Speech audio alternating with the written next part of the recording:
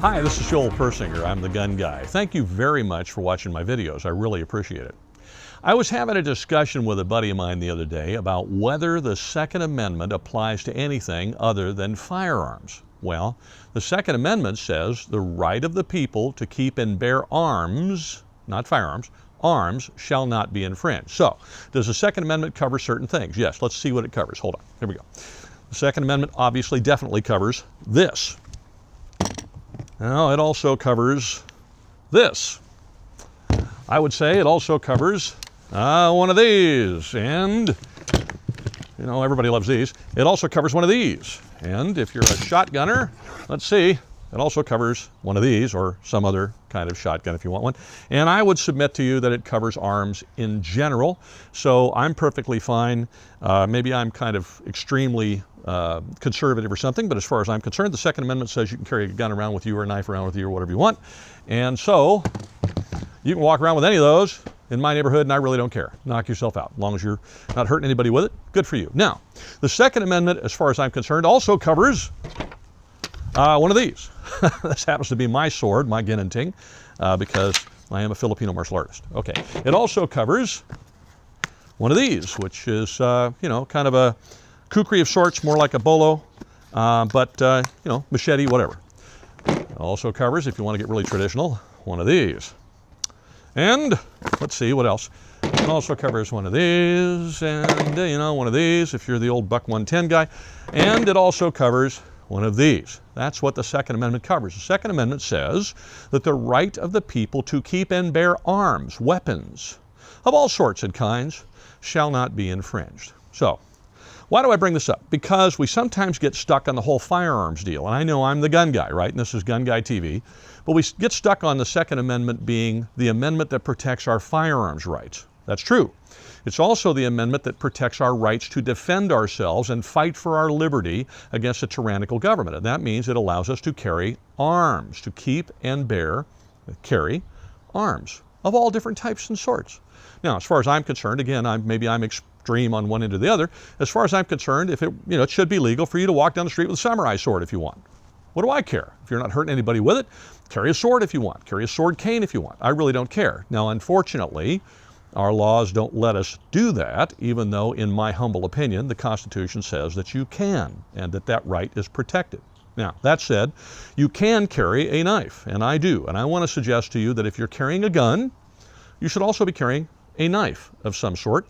Or if you're not carrying a gun, if you're in a place where you cannot carry a gun because the local laws there won't let you, whether it's state or federal or local or whatever, then you should at least be carrying a knife.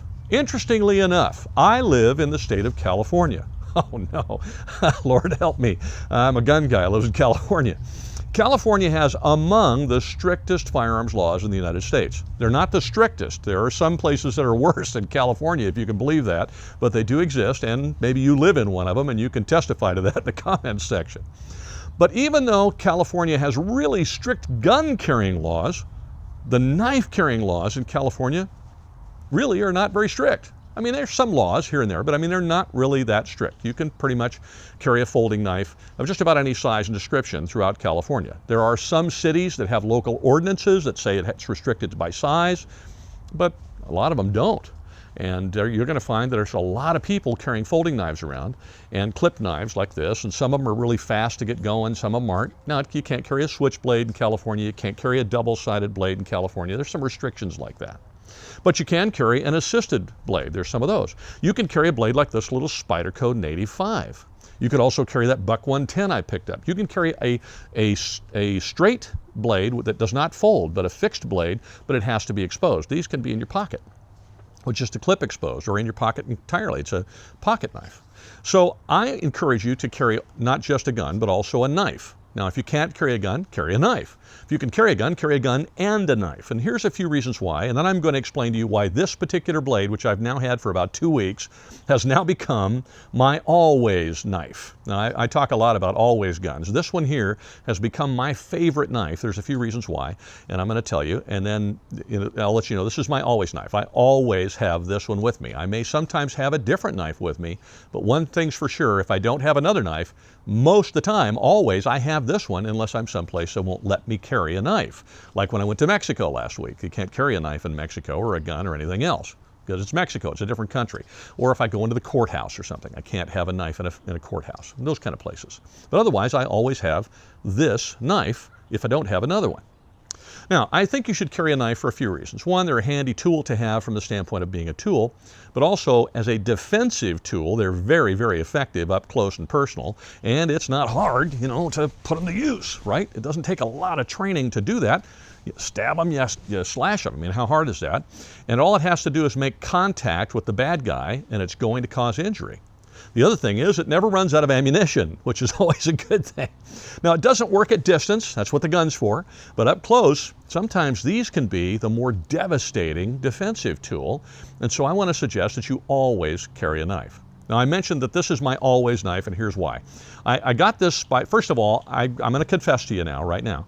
I am particularly enamored with Spyderco blades. I really like their knives a lot. I've had a lot of experience with them, and they make really great knives. That's just my personal opinion. So I tend to lean toward buying a Spyderco anyway, because I really like the quality of their knives. Now this knife, when I picked it up, the first time I picked it up, I went, whoa, it weighs nothing. And these Native knives, this Native series of knives, is really incredibly light. This Native 5 is the latest one, and at the time of this video, and it's ridiculously light. It's well under 4 ounces. I mean, I'm not sure it's much over 3 ounces. I didn't check, but I know it's under 4. Now, it's light for a few reasons, and they're all technical, and I'm not a knife nerd, so I can't tell you what the grip is made out of. It's some, really cool name that's really cool. It's got, supports in there and all kinds of other nerdy stuff that I'm not, and I'm not picking on people that like that technical stuff, but I'm not the technical guy, so I can't help you with that. But I will put a link so that you can look on the Spyderco website if you want to get the technical jargon of why the grip is so light but yet so strong. The other thing I like about it is that the blade is also light, but it's made out of a new kind of steel alloy that I forgot the name of. But again, you can check that link and go look at it. And they claim, this was the claim, that it will last longer, it's harder to break, and it will hold an edge longer. So I've had it for about 2 weeks now. And immediately I liked it, because like I said, I like Spydercos anyway, and I like the fact that it was light. So I've taken this thing just about everywhere I've gone, with the exception of Mexico, when I was down there. Can't take it there, but I've taken it everywhere else, and I have used it to cut just about everything. I've opened a few boxes with it, I've cut fruit with it, I've cut, you name it. If it's possible to cut it with it and not get arrested. I didn't cut any people with it, thank God, and I don't want to do that. But I've cut everything else with it, and what's astounding to me is after 2 weeks of really using this knife, this sucker is still razor sharp. And I got other knives I really like that I got to tell you, if I had put the same kind of use on them that I put on this Native 5, I'd have had to sharpen them already. Or they would have been at least less sharp than they were when I got it. This thing has held a razor sharp edge, and for now 2 weeks of serious use, I've used it pretty much every day on something, and it's still as sharp as it was the day I got it. Now that's very impressive to me. Like I said, I can't explain why the steel is the way it is. It's a flat ground blade, and why the particular grind that they use does that. I'm sorry. I'm a gun guy. What do I know? I'm not a technical knife guy, but like I said, you can check the link and go look. A couple other things I like about it. If I wanted to put a lanyard on it, there's a place to do that.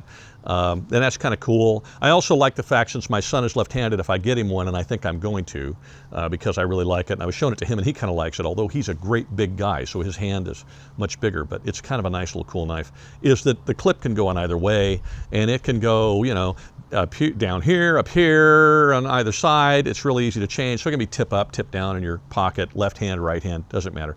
And that's really kind of cool. Some knives just don't give you that versatility. But here's the other thing that I like about it that I'm really, really impressed by, and that is the spine lock. Now if you've never had this happen, please, I hope it never happens to you, I have had a knife close on me and cut my hand. And so I'm I might even say I'm paranoid about the locks on knives. They got to be strong, or I won't use the knife if it's a folder. And this thing, when you look at it, and we'll get some close-up pictures for you, but when you look at it, there's hardly, you can't even see the gap between the blade itself and the spine lock on the back. It is so strong and so tight when it locks up, that there's no give, there's no wiggle. I mean, it's really in there. And I'm not sure what they did to make that spine lock better, but this so far is the best spine lock I have personally seen on any knife I've picked up. And that includes knives I've picked up at SHOT Show, knives I picked up at various knife shows, knives I've owned, knives my business partner has shown me, and he's a Filipino martial arts guru, so he's all into knives, and he could probably tell you all the technical gunk that I have no idea about. This spine lock is amazingly strong, and yet when I want to close it up, it's really simple to close. I mean, it's just really a great knife. And I find that I like the grip, the way the grip fits my hand. It's extremely comfortable. I like the fact that this is serrated because I naturally want to put my thumb there. I like the fact that the blade has a little cutout for my index finger so that I get a full grip on the grip. I mean, it's just designed extraordinarily well, this little Native 5. This is my always knife. If you watch my channel, you know my Taurus Model 85 is my always gun. And I call them always guns, always knives, because they're light, they're handy, they're very, very strong tools, whether it's the gun or the knife. You're always going to have it rather than the heavy one you left behind. So it's not my left-it knife. I got a bunch of those.